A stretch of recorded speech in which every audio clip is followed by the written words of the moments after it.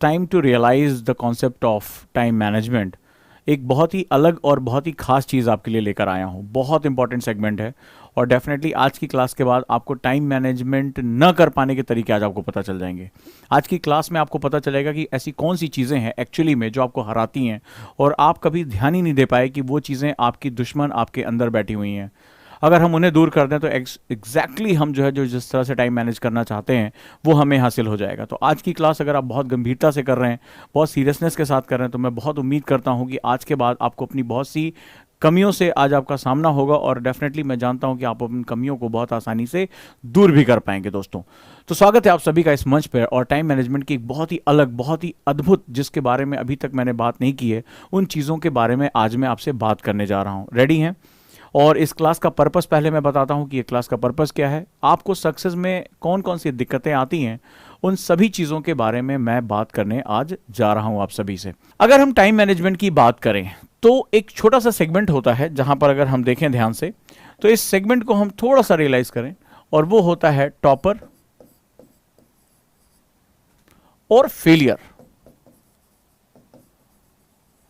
इन दोनों में एक चीज कॉमन होती है, ध्यान से इस बात को समझना, और उसको हम लोग बोलते हैं 24 आवर्स। ये 24 घंटे इन दोनों के पास होते हैं। वो जो एग्जाम में टॉप करता है, वो जो सेलेक्ट होता है, और वो जो एग्जाम को क्वालिफाई नहीं कर पाता है या अपनी मंजिल से बहुत दूर रह जाता है, इन दोनों के बीच में जो सबसे इंपॉर्टेंट कॉमन चीज होती है वो 24 घंटे 365 दिन ये दोनों के लिए कॉमन होता है। बुक्स की चॉइस हो सकती है, नई एनसीईआरटी, पुरानी एनसीईआरटी, विपिन चंद्रा और तमाम आपको किताबें बताई थी, वो हो सकती हैं, कॉमन भी हो सकती हैं, बट 24 घंटे इन दोनों के पास हैं। अब सवाल है कि ये इन 24 घंटों में अपना आउटपुट मैक्सिमम निकाल पाता है और इसको पता भी नहीं होता कि टाइम मैनेजमेंट बेसिकली क्या होता है। इसको लगता है कि केवल कोचिंग में एडमिशन ले लिया, फलाना जो है 25-30 नई नई किताबें खरीद ली, 20-25 मैगजीन खरीद लेकर आया और इससे मेरा सिलेक्शन हो जाएगा, और अपने उन 24 घंटों का यूटिलाइजेशन नहीं कर पाता है। और यहां पर क्या होता है, वो टाइम मिस मैनेज कर जाता है। क्या करता है? मिस मैनेज कर जाता है, और एग्जाम के समय उसको याद आता, अरे यार हमसे ये गलती हो गई। और ये जो व्यक्ति होता है ये डे वन से जानता है कि टाइम ही उसका सबसे बड़ा मित्र है और सबसे बड़ा शत्रु है। अगर हम इस टाइम को मैनेज कर पाते हैं तो मेरे लिए सफलता बहुत आसान होगी। आप कहेंगे सर ये सारी बातें मैं जानता हूं, ये सारी चीजों के बारे में मुझे नॉलेज है, तो आखिर आप क्या नया बताने जा रहे हैं? मैं आपको ये बताना जा रहा हूं कि हम ये बात जानते हैं, हम सभी जो भी मुझे ये सुन रहे हैं, हम सभी ये बातें जानते हैं। ये दकियानूसी बातें हैं, ठीक है, ये बातें जानते हैं। मोटिवेशनल स्पीकर से लेकर तमाम लोग ये सारी बातें आपसे कहते हैं, टाइम मैनेज करना चाहिए, फलाना टाइम से पढ़ना चाहिए, टाइम से जो टाइम टेबल बना लेना चाहिए, उसको फॉलो करना चाहिए। ये बातें 50 मोटिवेशनल स्पीकर्स आपको बता चुके होंगे। तो मैं वही बात करने आया हूं? नहीं, मैं एनएलपी ट्रेनर हूं और मैं हमेशा उस कोर टॉपिक पे बात करता हूं जो एक्चुअली समस्या की मुख्य जड़ है। तो जब हम सभी ये बातें जानते हैं कि हमें टाइम मैनेजमेंट कर लेना चाहिए, टाइम मैनेज कर लेना चाहिए, हम सभी ये जानते हैं, हमें सिखाया जाता है, हम सुनते रहते हैं, पढ़ते रहते हैं, वीडियोस पड़ी हुई हैं, तो आखिर हमसे ये हो क्यों नहीं पाता है? प्रश्न है, ये हमसे हो क्यों नहीं पाता? मेरा जो आज की क्लास है वो है टाइम मैनेजमेंट कैसे करें, ये मेरी क्लास नहीं है। टाइम मैनेजमेंट क्यों नहीं हो पाता, क्यों नहीं हो पाता, इसके बारे में। सो मेरी आज की क्लास है टाइम मैनेजमेंट क्यों नहीं हो पाता। हमें सब पता है, यह ज्ञान हमें बहुत लोगों ने बघारा है, हमने हर जगह सुना, फिर ओजांग सर भी यही बात बघारेंगे, फर्क क्या पड़ेगा। हम इसके बारे में आज बात करने जा रहे हैं कि भैया ठीक है, तुमने मुझे बहुत ज्ञान दिया कि टाइम मैनेज करना चाहिए, टाइम से पढ़ना चाहिए, सुबह जल्दी उठना चाहिए, इतने घंटे पढ़ना चाहिए, ये सारा बवाल ठीक है, लेकिन इसके बावजूद भी अगर मैं अपने टारगेट्स पूरे नहीं कर पा रहा हूं तो आखिर किस कारण से नहीं कर पा रहा हूं? आखिर टॉपर के पास भी 24 घंटे, मेरे पास भी 24 घंटे, मैं ये बात जानता हूं, मेरा एग्जाम आज से 365 दिन बाद है, फिर भी मैं क्यों डेली के डेली अपना टाइम वेस्ट करता हूं, या मैं हैबिचुअल हो गया हूं टाइम वेस्ट करने का। अगर मुझे मेरे टाइम रॉबर्स पता चल जाएं, यानी समय चुराने वाले कारक पता चल जाए तो मैं एक बार बीमारी पता चल जाती है तो इलाज संभव हो जाता है। एक बार बीमारी मुझे पता चल जाए कि एक्चुअली में प्रॉब्लम क्या है, मेरे एक 24 घंटे में, मेरे एक दिन में वो कौन कौन से फैक्टर्स हैं जो मुझे टाइम मैनेजमेंट नहीं करने दे रहे हैं, उसके बाद तो फिर मैं बहुत आसानी से उसको कर सकता हूं। तो ये ज्ञान से मेरा काम नहीं चलने वाला है। मुझे एक्चुअली में बीमारी का सही तरीके से डायग्नोस करना है, सही तरीके से पता करना है, और एक बार बीमारी सही तरीके से पता चल गई तो आसानी से हम लोग क्या कर पाएंगे, हम लोग जो है इसका इलाज कर पाएंगे। लेट्स स्टार्ट इट, हम शुरू करते हैं। अगर मैं बात करूं आपसे कि हम टाइम मैनेज क्यों नहीं कर पाते हैं, उसके पीछे सबसे बड़ा जो सेगमेंट होता है वो होता है माइक्रो मैनेजमेंट। एक सेगमेंट सा, एक स्टूडेंट जो एग्जाम में टॉप करता है, जो टेस्ट में जो है टॉप करता है, और एक एग्जाम जो उसी क्लास में पढ़ते हुए अपने सब्जेक्ट से, अपनी पढ़ाई से दूर हो जाता है और उसका जो है बोझ बढ़ता चला जाता है, वो अपने टास्क पूरे नहीं कर पाता है, लास्ट में उसका सिलेबस छूट जाता है। आखिर उसमें और इसमें बेसिक अंतर क्या होता है? टीचर दोनों के लिए समान है, किताबें समान है, और वो चीज होती है उस 24 घंटे को वो मैनेज कैसे कर पाता है। और सबसे बड़ी बात, जो हमारे सामने हमारे दुश्मन है, जो हमारे टाइम को खत्म कर रहे हैं, हम उनको पहचान के उनको अवॉइड कैसे कर पाते हैं। जानते हैं जो ये टॉपर्स होते हैं, आप सभी सोचते होंगे कि मेरी भी रैंक नंबर 1 आए, मैं भी टॉप रैंक में आऊं। तो जो ये टॉपर्स होते हैं वो बेसिकली ये जानते हैं कि कौन सी चीजें मुझे मेरे लक्ष्य से दूर कर रही हैं, और उनको वो बहुत ही बेदर्दी से अपने जीवन से हटा देते हैं। वो इतने दृढ़ निश्चयी होते हैं, वो जानते हैं कि ये चीजें मुझे बर्बाद कर रही हैं, ये चीजें मेरे लिए जो है वो गलत कर रही हैं, उनको वो अपनी लाइफ से हटा देते हैं। तो चलिए आज मैं सबसे पहले आपको टाइम रॉबर्स के बारे में बताता हूं। टाइम रॉबर्स का कॉन्सेप्ट होता है कि जो मेरे समय को खा रही हैं, मेरे समय को खा रही हैं। मैंने कल आपको बताया था कि डायरी मेंटेन करिए, इसको हम लोग बोलते हैं टाइम रॉबर्स,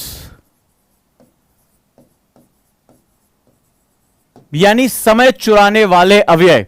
ये जो 24 घंटे हैं आपको अनजाने और जाने पता ही नहीं चलता है, और ये आपका 24 घंटे में से समय निकाल ले जाते हैं। अगर मेरी बात पहुंचे तो मुझे बताइएगा, कल मेरी बात आप तक पहुंची? कितने मेरे पास मैसेज आए जिन्होंने अपने माता पिता को पत्र लिखा, उनकी जो फीलिंग्स हुई। कई लोगों ने कहा कि सीरियसली बहुत दिन बाद हम इतना गहरे से इमोशनल हुए, बहुत अच्छी फीलिंग आ रही है, thank you, love you all. आप लोगों ने बहुत मुझे प्यार दिया और उसको करके दिखाया। कई लोगों ने सुना, उसको किया नहीं। तो ये चीजें, मेरी जो चीजें होती हैं, एनएलपी को अनुभव किया जाता है, एनएलपी अंदर से वो प्रैक्टिस से निकल कर आता है। तो आज मैं आपसे बात करने जा रहा हूं टाइम रॉबर्स के बारे में, यानी वो चीजें जो आपके इस 24 घंटे में से जो आपका प्रोडक्टिव एरिया है उसको खींचकर बाहर निकाल देते हैं, वो बर्बाद कर देते हैं। तो चलिए, जितने भी आप चाहे फर्स्ट ईयर में हो, सेकेंड ईयर में हो, सेगमेंट्स में हो, हम इसके बारे में अब बात करने जा रहे हैं। और हम आज बात करने जा रहे हैं टाइम रॉबर्स की। चाहे तो आप इसको लिख भी सकते हैं। टाइम रॉबर्स की दो कैटेगरी होती है। एक को हम लोग बोलते हैं एक्सटर्नल, यानी बाह्य। एक्सटर्नल, जानते हैं आपका दुश्मन कोई और नहीं है, आपके अंदर ही बैठा हुआ है, आपके आसपास ही है, जो आपको सफल होने नहीं देता है, आपको आपके लक्ष्य से दूर लेकर चला जाता है।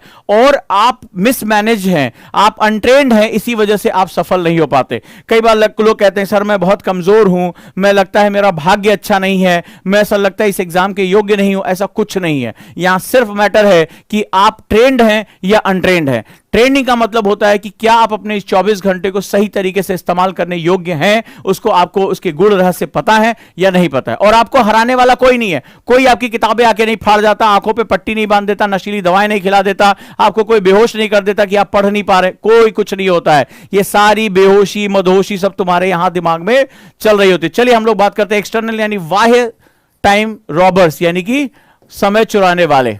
सबसे पहले बात करते हैं नंबर 1, इनकी लिस्ट बनाइए और देखिए आपका कौन सा हो सकता है टाइम रॉबर्स, वो मुझे आप मैसेज करके बताएंगे। सबसे पहली बात, incomplete information to act. Incomplete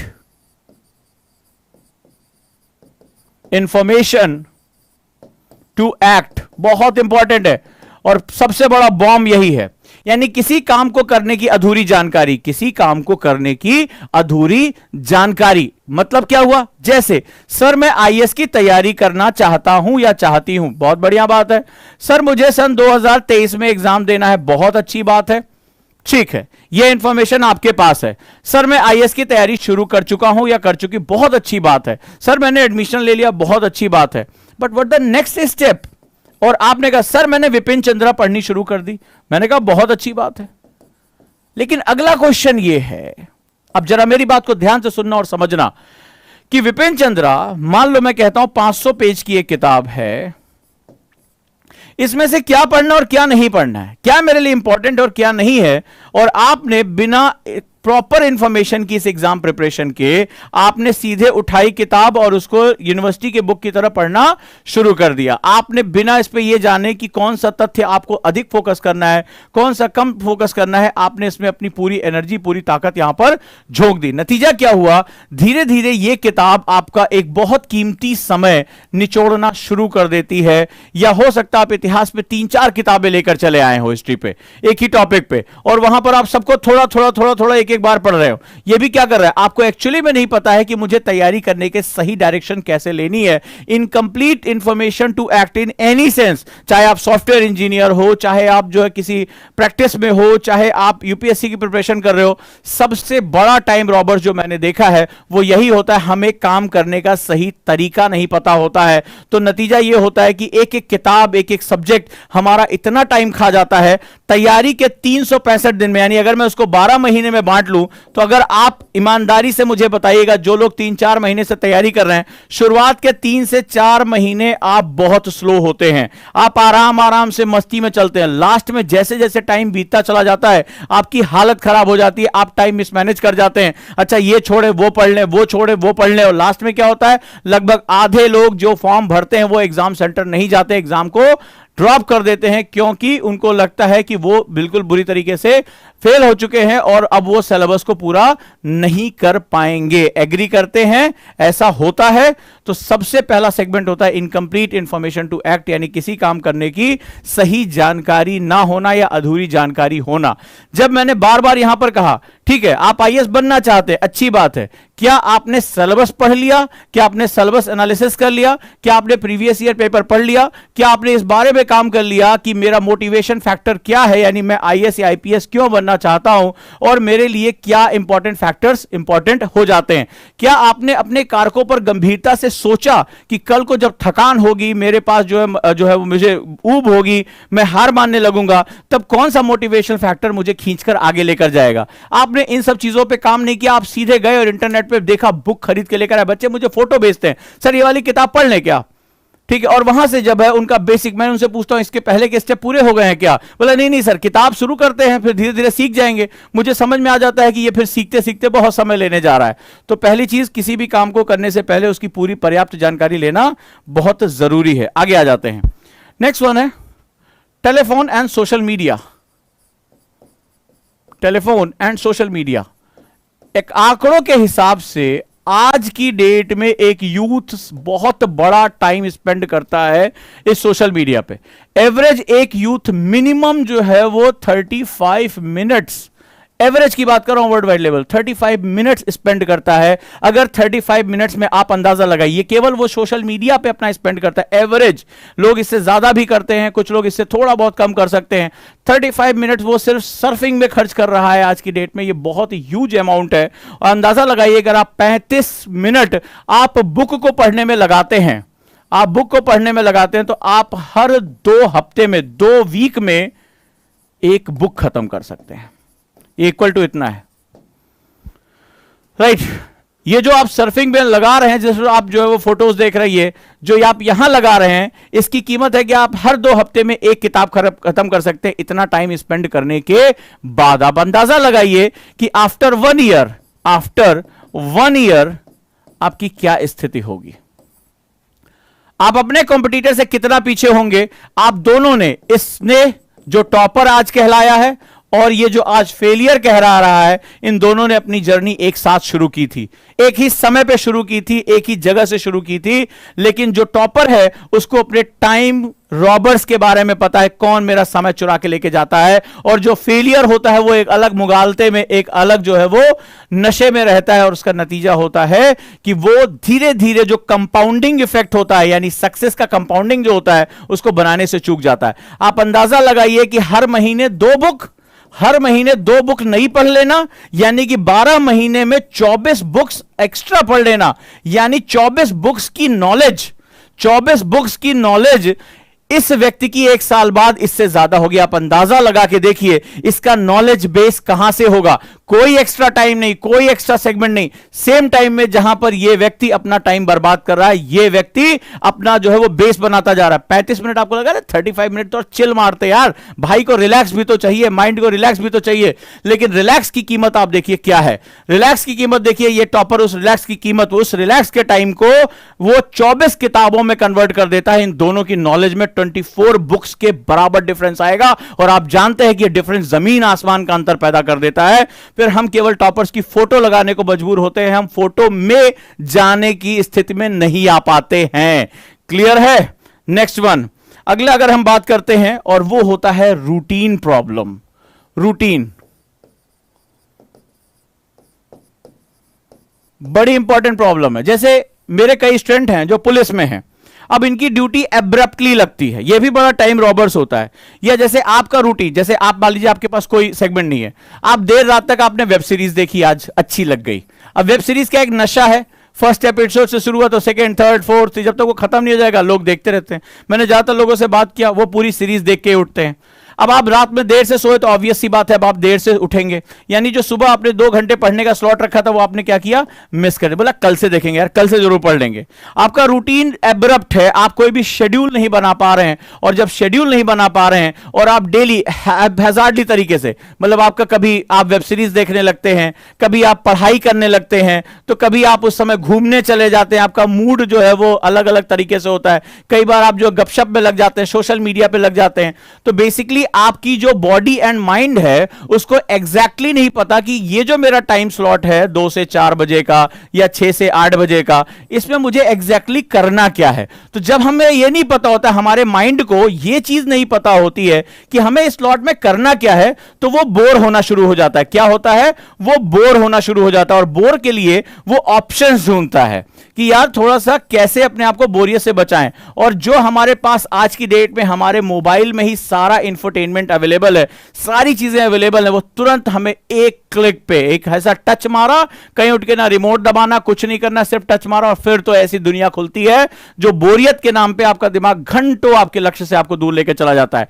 आपको लगता है ये आधा घंटा 1 घंटा क्या फर्क करता है, एक हल्का सा फर्क आपको समझ में आ गया होगा कि ये जो फर्क है वो जमीन और आसमान का फर्क पैदा कर देता है। नेक्स्ट हम लोग बात करते हैं, और वो होता है बेसिकली जिसे हम लोग कहते हैं आउटसाइड एक्टिविटीज, या क्राइसिस मैनेजमेंट भी हम लोग कहते हैं। कई बार क्राइसिस मैनेजमेंट, जैसे जो लोग सेल्स में होंगे वो जानते होंगे क्राइसिस मैनेजमेंट किसे कहते हैं। क्राइसिस मैनेजमेंट यानी कि जब हम आपदा आ जाती है तो उसका प्रबंधन, यानी कि जैसे मान लो एग्जाम आ गया, अचानक से कोई टेस्ट आ गया, जैसे कई बच्चे हैं तो अचानक से स्कूल का जो है अनाउंसमेंट हो गई कि कल टेस्ट है। अब उनको क्लास की पढ़ाई और ये सब अब उनको ध्यान नहीं आता, अब उनको पूरा फोकस रहता है यार वो क्राइसिस मैनेजमेंट करना है। नौकरी में कोई काम आ गया, अब पढ़ाई भूल गई। आपने भी नोटिस किया होगा, अचानक से कोई काम आ गया, कोई प्रोजेक्ट आ गया, सेल्स का रिकॉर्ड मिल गया कि टास्क आपको पूरे करने, अचानक से पढ़ाई लिखाई भूल गई और आप उसमें लग गए। जिसकी वजह से भी क्या होता है, आपका टाइम जो होता है वो किल हो जाता है। ये भी आपका एक टाइम किलर है। और ढेर सारे विजिटर अगर आपके घर में आ रहे हैं, ठीक है, तो क्या हो रहा है, लोग घूमने आ रहे हैं, बात कर रहे हैं, थोड़ा समय आपसे चाहते हैं, और आप भी बड़े सामाजिक हैं, सोशल हैं, तो फिर वहां पर आपको बहुत ज्यादा प्रॉब्लम देखने को मिलती है। These are the outside problems जिसको आपको फेस करना पड़ता है। ये तो हो गया कि जब आउटसाइड मुझे प्रॉब्लम मिलती है, लेकिन इससे कहीं ज्यादा प्रॉब्लम आपके अंदर होती है, और उसको मैं अब आपको बताने जा रहा हूं, and that is inside problems, यानी कि इंटरनल। ये बहुत इंपॉर्टेंट है। बेसिकली ये वो चीज है जो आपको हराती है, ये आपके हार के लिए ये जिम्मेदार होता है, या आपके अंदर ही ये सारी प्रॉब्लम है। इंटरनल ही कई बार एक्सटर्नल जो टाइम किलर्स होते हैं, टाइम रॉबर्स होते हैं, उनके लिए प्रेरित करता है। तो आंतरिक रूप से मेरा समय कौन चुरा रहा है? मैं कमरे में एकांत में बैठा हूं, किताब भी सामने खुली हुई है, ठीक है, एकदम माहौल शांत है, पढ़ने के लिए बिल्कुल पर्याप्त है, फिर भी नहीं पढ़ा जा रहा है, फिर भी दिमाग उड़ गया, कहीं का कहीं चला गया, फिर भी भटकते रह गए, फिर भी 2 घंटे कुर्सी पे बैठे रहे और आउटपुट कुछ नहीं निकला, कुछ सोचते रह गए, क्या चीज थी? तो इंटरनल प्रॉब्लम जो होती है आपकी हार का सबसे बड़ा कारण होता है। चलिए अगर हम बात करें, सबसे पहला और बहुत ही अजीबोगरीब चीज बताऊंगा मैं, यहां विचार बहुत ज्यादा आ रहे हैं, भटक रहे हैं, ना ना ना, सबसे पहले देखते हैं आखिर ये विचार क्यों आ रहे हैं, दिमाग क्यों भटक रहा है, क्यों 1 घंटा 2 घंटा कुर्सी बैठे रहे और कुछ नहीं आउटपुट निकला, ये तुम्हें समझना पड़ेगा। चलिए शुरू करते हैं। सबसे पहले हम शुरू करते हैं, और जब हम पहला हमारा इंटरनल सेगमेंट होता है, आखिर दिमाग क्यों भटक रहा है, क्यों तुम फोकस नहीं कर पा रहे हो एक सब्जेक्ट पे, क्यों एक सब्जेक्ट पे अपनी महारत को नहीं हासिल कर पा रहे हो, यह जानना तुम्हारे लिए बहुत जरूरी है। और उसको बोलते हैं पहला सेगमेंट, ट्राइंग टू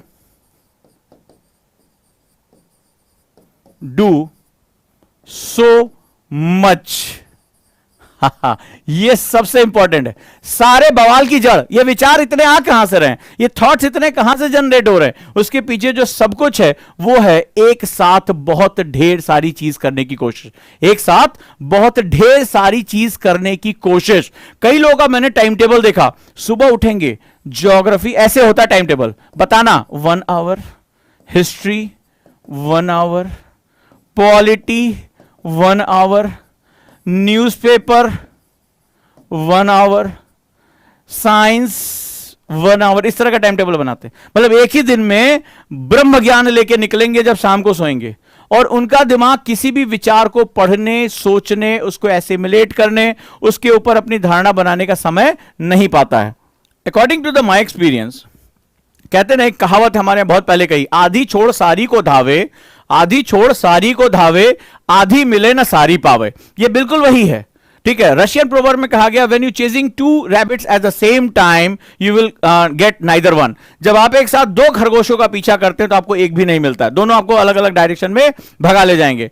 यानी द वन थिंग, एक लक्ष्य नहीं हुए हैं, ये सबसे बड़ी प्रॉब्लम है। क्यों? क्योंकि जब आप ये पढ़ रहे हो तो आपको इसकी याद आती है, जब ये पढ़ रहे हो तो आपको इसकी याद आती है, या ये सोचते हैं यार ये बोर लग रहा है, चलो थोड़ी देर पॉलिटी उठा लें। तो थोड़ा थोड़ा पढ़ने के चक्कर में कुछ नहीं आपको मिलता है। मुझे बताइएगा ये बात सही है या नहीं सही है। तो ये जो पहली चीज है वो आपका सबसे बड़ा क्या होगा, ढेर सारे विचार पैदा करता है ये। फिर जो चीज पूरी नहीं हुई 1 घंटे में, आपने कहा 20 पेज पढ़ूंगा 1 घंटे में, नहीं पढ़ पाए, टॉपिक गहरा था, कठिन था, फिर वो दिमाग में घूमता रहता है, यार मैं अपने टारगेट्स पूरे नहीं कर पाया, मैं इसका मतलब जो है अच्छी तरह से नहीं पढ़ पा रहा हूं। तमाम तरह की चीजें आपको यहां पर देखने को मिलती हैं। क्लियर है? So next thing is this कि don't try to do lot of things at a same time. ढेर सारी चीजें एक साथ करने की कोशिश मत करिए, सबसे बड़ा टाइम किलर है।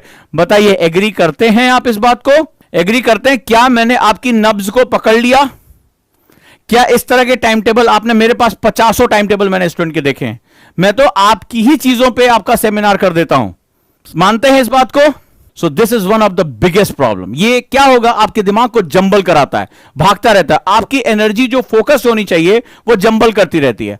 आपको सबसे पहला काम करना है, बहुत अधिक करने की कोशिश नहीं करनी है, 1 स्टेप एट अ टाइम। जो लोग एक साथ कई जो है वो सीढ़ियां चढ़ने की कोशिश करते हैं वो जल्दी गिरते हैं और उनको लंबी चोट लगती है। जो स्टेप बाय स्टेप आगे चढ़ते हैं, आपको कितनी भी ऊंचाई पर जाना है, याद रखिएगा सीढ़ियां स्टेप बाय स्टेप ही चढ़नी होती हैं। आप धीरे धीरे चढ़ते चले जाएंगे, डेफिनेटली आपको सफलता आपको मिलेगी। आप जिस मंजिल पर पहुंचना चाहते हैं वहां पहुंचेंगे। लेकिन जो लोग हड़बड़ी में चढ़ते हैं, बहुत संभावना है कि उनका पैर फिसल जाए और उनको चोट लग जाती है। Next, procrastination. मैंने आपको हमेशा बताया टाइम किलर टाल मटोल है, इस पर तो मैं पूरी एक क्लास ले चुका हूं। टाल मटोल करने की आदत, प्रोक्रेस्टिनेशन जिसे हम लोग कहते हैं, थोड़ा थोड़ा डिले। जैसे मान लो 10 बजे पढ़ने का टाइम था, मान लो 10 बजे सुबह पढ़ने का टाइम था, अच्छा चल यार चाय पी लेते हैं, थोड़ी देर देख लेते हैं, 10:15 हो गया। अरे बैठ गया भाई, 15 मिनट में क्या हो जाएगा। लेकिन तुम्हें अभी कैलकुलेट करके देखना, एक दिन में तुम्हारे पास पढ़ने के 4 स्लॉट हैं, ठीक है, 4 स्लॉट हैं, और आपने हर बार 15-15 मिनट लेट किया, यानी आपका 1 घंटा आपने क्या किया, प्रोक्रेस्टिनेशन में बर्बाद कर दिया। यानी 365 दिन में अगर मान लीजिए 340 दिन भी आप स्टडी करते हैं तो 340 घंटे आप अंदाजा लगा रहे हैं कि कितना घंटे आपने प्रोक्रेस्टिनेशन में बर्बाद किया। ये 15 मिनट आपको दिखने में बहुत छोटा लग रहा है, अरे बोले 15 मिनट डिले कर दिया, कौन सा डिले कर दिया। लेकिन जब आप 1 साल में अनुमान लगाइए 340 घंटे, और अगर आप 2 साल तैयारी कर रहे हैं तो आप अंदाजा लगाइए आप अपने कॉम्पिटिटर से, टॉपर से कितना पीछे चले गए। ख्वाब तो आपने टॉपर्स का देखा था, आपने लिखा था फलनवे कुमार आईएएस सन 2024 बैच, दुनिया भर का आपने लिख रखा था, लेकिन आपने सोचा कि आप आईएएस बनोगे कैसे ये टॉपर, क्योंकि आप तो अपने उसी समय में से इतने घंटे आप गंवा चुके हो। वो 340 घंटे आपसे आगे चल रहा है, प्लस चल रहा है। हो सकता है इसमें उसने जो है 10 किताबें एक्स्ट्रा पढ़ रखी हो सकता है उसने कम से कम 400 आंसर राइटिंग ज्यादा कर रखी हो आपसे। ठीक है, हो सकता है उसने जो है इससे ज्यादा प्रैक्टिस कर रखा हो, आपसे मार्क्स ज्यादा ले जाएगा, क्योंकि उसके पास सबसे बड़ी चीज है जो आप खरीद नहीं सकते बाजार से। किताबें आप 50 खरीद लीजिए, नोट्स खरीद लीजिए, कोचिंग में एडमिशन ले लीजिए, एक चीज आप कभी नहीं खरीद सकते, और वो है बीता हुआ समय। दुनिया का कोई भी व्यक्ति बीता हुआ समय नहीं खरीद सकता। एक बार ये हाथ से गया तो गया। ये बहुत छोटी छोटी चीजें बता रहा हूं, माइक्रो मैनेजमेंट कर रहा हूं। और आप मुझे बताइए, हम 15 मिनट में क्या जा रहा है, 15 मिनट क्या होता है, कितनी बार आपके मुंह से निकला होगा। लेकिन ये 15 मिनट जब कंपाउंडिंग होती है तो जमीन और आसमान का अंतर करता है। 340 मिनट, समझ रहे हो, पूरा का पूरा प्री का कोर्स आप रिवाइज कर सकते हैं 340 घंटे में। 340 घंटे का मतलब आप समझ रहे हैं कि आप पूरी आंसर राइटिंग में अपनी मास्टरी कर सकते हैं। इतना बड़ा सेगमेंट है, और आप अपने मार्क्स को जमीन आसमान के अंदर पर लेकर जा सकते हैं। ये 15 मिनट इतना बड़ा अंतर पैदा कर देता है। अगला स्टूडेंट के लिए थर्ड पॉइंट, और वो होती है मेसी डेस्क। आप जो पढ़ने की मेज में बैठते हैं, अक्सर ये मेरे साथ भी हो जाता है कई बार, तो उसमें ढेर सारी किताबें, न्यूज़पेपर, इधर ढेर सारी जो है वो मैगजीन्स, ये सब आपने ढेर लगा रखा है। कई बार मैंने वीडियो देखा, आजकल फोटो वोटो लोग जो है इस तरह लगाते हैं, खूब किताबों की ऐसे लाइन लगा लेते हैं, खूब किताबों की सुंदर सुंदर, और वो वीडियो डालते हैं। पता नहीं उनसे किसी ने पूछा कि तुम्हारा सिलेक्शन हुआ कि नहीं हुआ कभी। वीडियो तुमने आजकल इंस्टाग्राम पे पोस्ट लग दिया है, क्लासरूम अपनी कमरे की फोटो लगाते हुए, कि पूरा एकदम भर दिया है जबरदस्त तरीके से किताबों से, वो ढेर के ऊपर ढेर, नोट्स के ऊपर नोट्स, मैगजीन के ऊपर मैगजीन। होता क्या है, जब मेसी डेस्क होती है, पेपर वेपर सब जो है वो ढेर के ढेर लगा रखे। पहली बार जब आप पढ़ने बैठते हैं तो आपका बहुत ज्यादा समय अपने काम की चीजों को ढूंढने में निकल जाता है। पेन कहां है, पेपर के नीचे घुसा पड़ा है, ठीक है। पहला तो सेगमेंट हो गया। दूसरा सेगमेंट ये होता है जब आपके पास ढेर सारे ऑप्शंस होते हैं, आप अपने दिमाग को क्या दे रहे हो, ऑप्शंस देख रहे हो। जैसे ही आपका दिमाग बोरियत होता है, यहीं पर फंसता है, टॉपर और फेलियर के बीच में सबसे बड़ा अंतर यहीं आ जाता है। जैसे ही आपका दिमाग बोरियत में जाता है, छोड़ यार ज्योग्राफी की वजह, चल यार थोड़ी देर करंट अफेयर्स की मैगजीन देख लेते हैं, होता है, चल यार थोड़ा सा कुछ और टॉपिक देख लेते हैं, थोड़ा सा कुछ नई चीज देख लेते हैं, थोड़ी देर अब बोर हो रहे हैं यार। और फिर क्या होता है कि आप एक सब्जेक्ट शुरू करते हैं, दूसरे पे जंप कर जाते हैं, तीसरे को उठा लेते हैं, और एक्चुअली में कहीं नहीं पहुंचते हैं। फिर आपको ये लगता है कि 2 घंटे मैंने किया क्या, ना मैं करंट अफेयर्स पढ़ पाया, ना मैं ज्योग्राफी पढ़ पाया, ना मैं आंसर राइटिंग कर पाया, मैं सिर्फ किताबें पलटता रहा, सोचता रहा इतने दिन में ये खत्म कर लेंगे, ये अच्छा लगेगा।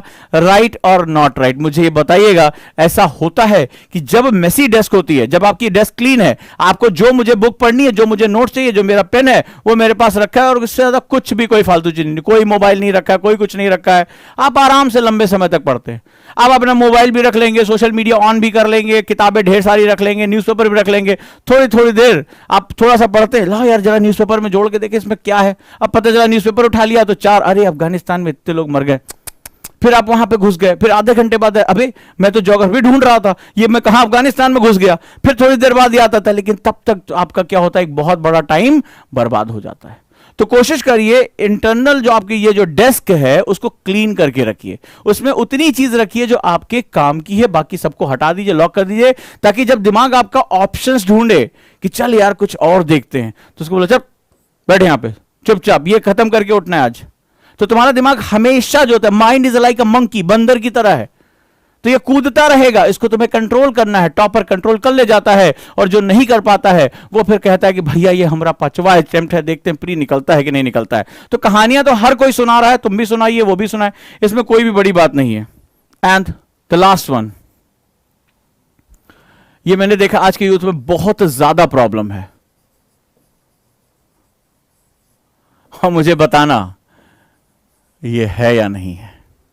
बहुत ढेर सारे लक्ष्य बना लेना। मेरे पास बच्चे आ रहे हैं, ढेर सारे इस तरह के, बहुत ढेर सारे लक्ष्य बना, टू मेनी गोल्स, ऐसे होता था। देखो ये स्टूडेंट ने शुरू किया, सर, हाँ बेटा, सर मुझे आईएएस बनना है, बहुत बढ़िया बेटा, शाबाश। ये रहा, सर मुझे दिमाग में लबासना है, अब देखना क्या होता है। सर मुझे लबासना पड़ता है, हाँ बेटा बिल्कुल, पढ़ाई शुरू करो, बहुत बढ़िया। 1 महीना 2 महीना बीता, तब तक सर वो पीसीएस का फॉर्म निकला हुआ था, एग्जाम है, दे आए, कोई बात नहीं बेटा। अब गए यहां से हटे, अब यहां तैयारी करे, मान लो 15 डेज तैयारी की है, एग्जाम दे के आए, सबको पता 15 दिन में होना नहीं है तुम्हारा। फिर वापस लौटे, बोले नहीं सर हम आईएएस की तैयारी दोबारा शुरू करना चाह रहे हैं, 1-2 दिन रेस्ट करके आप लौटे। लेकिन आपका क्या हुआ, एक अच्छा खासा टाइम खराब हो गया। फिर सोचे फलानवा का एग्जाम देना है, फलानवा का एग्जाम देने चले गए, वो कोई और XYZ एग्जाम दिया, फिर यहां से लौटे। ठीक है, खैर यहां तो नहीं पहुंच पाओगे, लेकिन आप जिगजैग करते रहोगे। ठीक है, तो क्या होता है, आप ढेर सारे गोल बना लेते हो। ढेर सारे गोल में कई बार इंटरनल, मान लो एग्जाम आपको ही देना है, लेकिन सर जैसे मेरे कई बच्चों ने कहा सर जो है वो न्यूज़पेपर सर नोट्स कब बनेंगे। अभी आप दूध के दांत आपके टूटे नहीं है, न्यूज़पेपर आपने ढंग से उठाया नहीं। पहले दिन का क्वेश्चन क्या होता है, सर न्यूज़ से नोट्स कैसे बनाए न्यूज़पेपर से। अरे न्यूज़पेपर पढ़ना तो सीख लो, तुमने न्यूज़पेपर से नोट्स, फिर उसमें भी क्वेश्चन पूछते हैं सर नोट्स पॉइंट वाइज बनाए या पैराग्राफ वाइज बनाए। अभी तुमने पहली बार न्यूज़पेपर पढ़ना शुरू किया है, उसको अपनी हैबिट में लेकर नहीं आए हो, और पहले दिन ही तुमने न्यूज़पेपर उठाया, तुम सोच रहे कि पहले दिन ऐसा स्क्रिप्ट लिखें कि सीधे इसी से जो है मेंस का क्वेश्चन बनकर आ जाए। So this is the fact. तो अभी आप स्टेप बाय स्टेप चलने के बजाय आप ढेर सारे लक्ष्य बना लेते हैं। जैसे कई बच्चों ने मेरे से कहा, आंसर राइटिंग की बात हुई, सर मुझसे अच्छा आंसर नहीं लिखा जाता। मैंने पूछा कितने दिन हुए तैयारी के, बोले 20 दिन हुए। मैंने कहा वाह 20 दिन हुआ, अभी तुमने किताब की ABCD भी नहीं सुनी होगी। आंसर से पहले मैंने राइटिंग एक डायरी लिखने को कहा, तुम सीधे बोल रहे सर आंसर नहीं लिखा जा रहा है, सर थॉट्स नहीं जनरेट हो रहे। एक बच्चा बोले सर थॉट्स नहीं जनरेट होते हैं। मैंने कहा भैया कितने दिन हुए तैयारी को, बोला 20 दिन हो गए सर तैयारी करते। बोले बताओ इनको 20 दिन में आंसर भी लिख लेना है, 20 दिन में ये थॉट, मतलब ये तो मुझे लग रहा है कि 30-35 दिन होते होते ये जाके डिक्लेयर कराएंगे लवासना गेट पे, हे खोलो जल्दी मैं आ रहा हूं। तो ये मुझे लग रहा है वहां जाके बोलाएंगे 30-35 दिन में, और मुझे लग रहा है 60वें दिन तक हो सकता है रिटायर भी हो जाए यूपीएससी से। 60 दिन होते होते 2 महीना होते होते हो सकता है बोले कि कैबिनेट सेक्रेटरी पोस्ट से रिटायर भी हो रहा हो। भाई जब तुम 20 दिन में तुम किताब पढ़ना, न्यूज़पेपर की नोट्स बनाना, तुम आंसर राइटिंग में डेप्थ में थॉट जनरेट करना, तुम सब कुछ सीख लेना चाहते हो, तो 60वें दिन तुम रिटायर भी हो जाओगे कैबिनेट सेक्रेटरी के यहां से। तो 61वें दिन हम तुम्हारा विदाई समारोह भी कर दें, राइट या रॉन्ग। तो यहां पर यही चीज होता है, वी थिंक लॉट। बहुत से बच्चों की ये प्रॉब्लम आ रही है, they are thinking lot of, मतलब वो अपना समय नहीं लेना चाहते हैं कि आप देश की सबसे बड़ी परीक्षा में आ रहे हो, आपको व्यक्तित्व निर्मित करना है, आपको अपनी छोटी छोटी चीजों से लड़ना है, अपनी पर्सनालिटी को बहुत ज्यादा ग्रूम करना है, बहुत ज्यादा हाई पिच पे ले जाना है, अपनी लेखनी पे, अपने बात करने के तरीके, अपने सोचने के तरीके, दबाव को झेलने के तरीके, अपने चारों तरफ के जो है वो जो आलोचनाएं होती हैं उसको भी पॉजिटिवली लेने के तरीके, अपना शेड्यूल मेंटेन करने का तरीका, अपने ब्रेन को हमेशा जो है वो अलर्ट रखने के तरीके, इन सब तरीकों को सोचने की बजाय आप 15-20 दिन में, इनको मैं जानते, मेरी क्लास के बच्चे जानते हैं बहुत हो जान के, मैं इनको पैराशूट स्टूडेंट्स कहता हूं। पैराशूट ऊपर से जम के मम्मास बॉय हैं, ये लड्डू खा के तिलक लगा पहुंचे भैया सर, ये मैगी स्टूडेंट है, ये सोचते जैसे मैगी 2 मिनट में बनती है, ठीक है, वैसे जो है वो यूपीएससी भी आ गए भैया। कई बच्चे मुझसे पूछते सर कोई ऐसी किताब बताइए प्री धड़ाक से निकल जाए। मैंने कहा ऐसी वाली तो हम भी ढूंढ रहे हैं, मिले तो हम भी कम से कम करोड़ 2 करोड़ में बेचे, कहां यहां पढ़ा पढ़ा के जो है वो लगे पड़े। तो ऐसी वाली किताब तो हम भी ढूंढ रहे कि ऐसे पढ़ने से प्री निकल जाए। पूछते हैं लोग। अभी एक बच्चे का मैसेज आया, सर मैं आईएएस टॉप करता, पहले दिन डिक्लेयर मैं आईएएस टॉप करना चाहता हूं, बताइए कैसे पढ़ाएंगे। जवाब तो देने का मन होता है कई बार, लेकिन अब क्या करें, प्रोफेशन ऐसा है कि नहीं जवाब दे पाते। चलो खैर, राइट। तो डोंट थिंक, बहुत ज्यादा गोल्स बना लेने से आप कहीं नहीं पहुंचोगे, आप जिगजैग मोशन करते रहोगे और कभी भी अपने सपनों की दुनिया को नहीं पा पाओगे। ये छोटी छोटी गलतियां होती हैं जो एग्जैक्टली में आपको आपके लक्ष्यों से बहुत दूर ले जाती हैं। और ये मत कहिएगा कि आपने अपने टीचर से ये पूछा नहीं होगा या आपके दिमाग में ये चीजें चल नहीं रहेंगी। मेरे पास बहुत ढेर सारे मैसेज आते हैं, बहुत गुस्सा आती है, मुझे लगा आज मैं संदेश अपना दे ही दूं। जब आप बड़े निर्माण की तरफ जा रहे हैं, आप क्लर्क नहीं देने जा रहे हैं, आप देश के सबसे प्रतिष्ठित एग्जाम का हिस्सा बनने जा रहे हैं, इस एग्जाम को देने जा रहे हैं, यही बहुत बड़े गौरव की बात है। कितने लोग तरसते रहते हैं कि उनको यूपीएससी की तैयारी का मौका नहीं मिलता। आप इस प्रक्रिया का एंजॉय नहीं कर रहे कि यह प्रक्रिया मेरे सोचने समझने, मेरे व्यक्तित्व को बदल के रख देगी। आज से साल 2 साल बाद में भारत की राज व्यवस्था, भारत के इतिहास, भारत के भूगोल, भारत की अर्थव्यवस्था, भारत के विज्ञान, भारत के समाज, भारत की जो प्रौद्योगिकी, इन सब विषयों पर मैं बहुत धाकड़ तरीके से बात कर पाऊंगा। तुम इसको एग्जाम में पास और फेल होने का तुमने पूरा जरिया बना रखा है। तुमने कभी अपने व्यक्तित्व विकास के बारे में सोचा ही नहीं कि यह मेरे व्यक्तित्व को बदल के रख देगा। आज कितने लोग तुम्हारे आसपास हैं जो भारत की प्रौद्योगिकी, ज्ञान, विज्ञान, संविधान, भारत की राजनीति, भारत के भूगोल, अर्थव्यवस्था, इन सब पर धाकड़ तरीके से बात कर सके। अरे जो इंजीनियरिंग कर रहा है वो ज्यादा से ज्यादा इंजीनियरिंग के बारे में जान लेगा, वही जान जाए बहुत बड़ी बात है। तो उसको भारत के बारे में कहां पता है। लेकिन आज जब आप इस प्रक्रिया में उतरते हैं तो आप हर चीज के विषय में नॉलेजेबल हो जाते हैं, आपको हर विषय पर बात करने के लिए जो तरीका महसूस हो जाता है। आप इस प्रक्रिया को एंजॉय करने की बजाय अचानक से सर मेरा होगा, मेरा नहीं होगा, सर हम 1 साल में आईएएस बन जाना चाहते हैं, हम सर 6 महीने में बन जाना चाहते हैं। बोले हम सर जिस दिन हम उतरे उसी दिन हम आईएएस हमें बना ही दो, छोड़ो कहा तैयारी वारी हमसे, कहा एग्जाम लोगे जबरदस्ती, हम इतना टैलेंटेड भरे ऊपर से नीचे तक टैलेंट से, तो उसका कुछ भी नहीं हो सकता। प्रक्रिया का एंजॉयमेंट करो कि यूपीएससी की प्रिपरेशन, पहले तो अपने आप को भाग्यशाली करो, ग्रेटिट्यूड करो, धन्यवाद करो अपने ईश्वर और खुदा का कि तुम उन लोगों में से हो जिन्हें ये इस लड़ाई को लड़ने का मौका मिला है, अपने व्यक्तित्व को जो है वो निखारने का मौका मिला है। आपकी राइटिंग बदल जाती है, आपके नोट्स बनाने का तरीका बदल जाता है, सोचने का तरीका बदल जाता है, शब्दों के साथ, व्यवहार के साथ, ज्ञान के साथ। आप गूढ़ता में कि भारत सरकार ये पॉलिसी लेकर आ रही है, ये सही या गलत है, इस पर आप तर्क कर सकते हैं, आप अपने लॉजिक रख सकते हैं। कितने लोगों को यह लॉजिक पता होता है? ये चाय की दुकान पर भसड़बाजी नहीं है, यहां पर आप तर्क देते हैं, आप जीडीपी के आंकड़े देते हैं, आप उसके पक्ष और विपक्ष के बारे में बात करते हैं, अंतरराष्ट्रीय राजनीति के बारे में बात करते हैं। ये मौके को छोड़िए मत, इस मौके को पकड़ के रखिए, ये मौका आपके लिए बहुत इंपॉर्टेंट है। और जब आप इस मौके का एंजॉय करने लगेंगे, जब आप इस प्रक्रिया से मोहब्बत करने लगेंगे, प्यार में पड़ जाएंगे इस यूपीएससी के प्रोसेस के साथ, लबासना कहेगा ऐसे मोहब्बत वाले दीवानों को तो मुझे बहुत उम्मीद है। वो ऐसे मजनुओं को खोज रहे हैं, ऐसे दीवानों को खोज रहे हैं जिनको मोहब्बत है यूपीएससी से। तो आप यूपीएससी से मोहब्बत करने की बजाय आप दुनिया भर से मोहब्बत करते घूमते हैं। इसके साथ मोहब्बत कर लीजिए, ये तुम्हारी मोहब्बत की आरामगाह लबासना ही होगी, ये बात याद रखिएगा।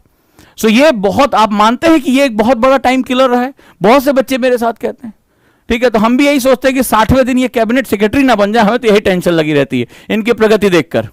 सो टाइम मैनेजमेंट की मेरी ये क्लास जो है वो बेसिकली ये बताती है कि कौन सी चीज आपको टाइम मैनेजमेंट नहीं करने दे रही है। टाइम मैनेजमेंट कैसे करना है इसके बारे में मैं भी कई वीडियो बना चुका हूं और हजारों मोटिवेटर्स यहां बात कर रहे हैं। लेकिन मोटिवेशन से जिंदगी नहीं चलती है, आपको उसके क्रक्स की तरफ जाना पड़ता है, मैकेनिज्म की तरफ जाना पड़ता है, आपको सोचना पड़ता है कौन सी चीज सब कुछ जानने के बाद मेरे 24 घंटे में मेरा टाइम चुरा रही। आज आपके सामने है, इस पर विचार करिए, अपनी डायरी में लिखिए कि मेरे लिए सबसे बड़ा टाइम रॉबर कौन सा है, सबसे बड़ा फैक्टर कौन सा है, क्या किस कैटेगरी में मैं आता हूं और कौन सा ऐसा फैक्ट है जो मुझे सबसे ज्यादा परेशान कर रहा है। अब आपकी जिम्मेदारी उसको एलिमिनेट करिए। आपकी जिम्मेदारी है कि इस प्रक्रिया में रश आवर में मत जाइए। कॉन्सेप्टर बैच, इसीलिए मैं अपने बच्चों से कहता हूं कि कभी भी कॉन्सेप्टर बैच में आप रश आवर में मत जाइए। आप वहां पर प्रक्रिया जो फर्स्ट ईयर होता है अपनी पर्सनालिटी को निखारने के लिए काम करिए, स्किल्स पर काम करिए, मोहब्बत करिए यूपीएससी के प्रोसेस से, अपने सब्जेक्ट से साथ प्यार करिए। और जब आप किसी के साथ मोहब्बत में हो जाते हैं ना तो समय का पता नहीं चलता, एनर्जी इनफाइनाइट हो जाती है, फिर दिन और रात हमेशा तुम्हें वही चीज दिखाई पड़ती है। और जिस दिन यूपीएससी तुम्हारी मोहब्बत बन गई ना, उस दिन तुम खुद कहोगे कि बस जिस दिन मुझे एग्जाम देना है मुझे किसी से पूछना नहीं है, मुझे पता है कि लबासना मुझे बुला रहा है।